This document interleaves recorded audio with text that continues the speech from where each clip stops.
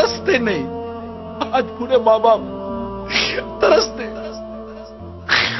شادیاں کروا دیتے کہ اولاد الگ ہو جائے, مگر یہ شادی کے بعد بیوی بچوں کی محبت میں اتنی گم ہو جاتی ہے کہ اس کو ماں باپ کی قدر و منزلت نہیں رہتی.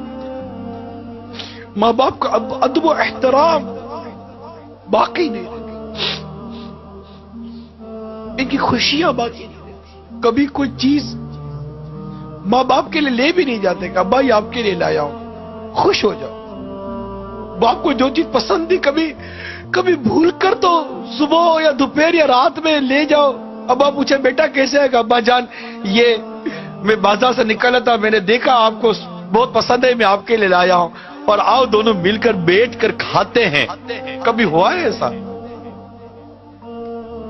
باپ جب نکلتا تھا تو آپ کی پسند کا پھل لاتا تھا کہ میرے بیٹے کو آم پسند ہے, نہیں میرے بیٹے کو کیلا پسند نہیں, میرے بیٹے کو سیب پسند ہے. آج ماں باپ کے آگے ٹھنڈا کھانا رکھ دیتے ہو, اور ماں باپ اس دن کو یاد کرو جب بیٹا کہتا تھا امی آج کڑھائی کھانے کا جی چاہ رہا ہے. ماں کی طبیعت ٹھیک ہو یا نہ ہو, تم کڑھائی پکا کر کھلاتی تھی. ہوٹل تھی, وہ ماں کو باورچی نہیں تھی. نہیں امی یہ پسند نہیں ہے, میں نے آج انڈا کھانا ہے, اس کے لیے یہ انڈا بنایا ہے, میرے لیے وہ انڈا بنا کر دو. تمہیں دو قسم کے انڈے بنا کر تمہاری ماں کھلاتی تھی.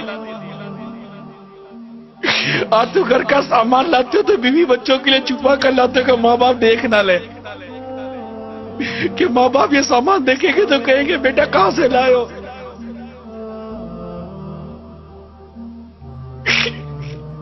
ارے ایسا سلوک تو مت کرو ماں باپ کے ساتھ, تمہارے ماں باپ ہیں,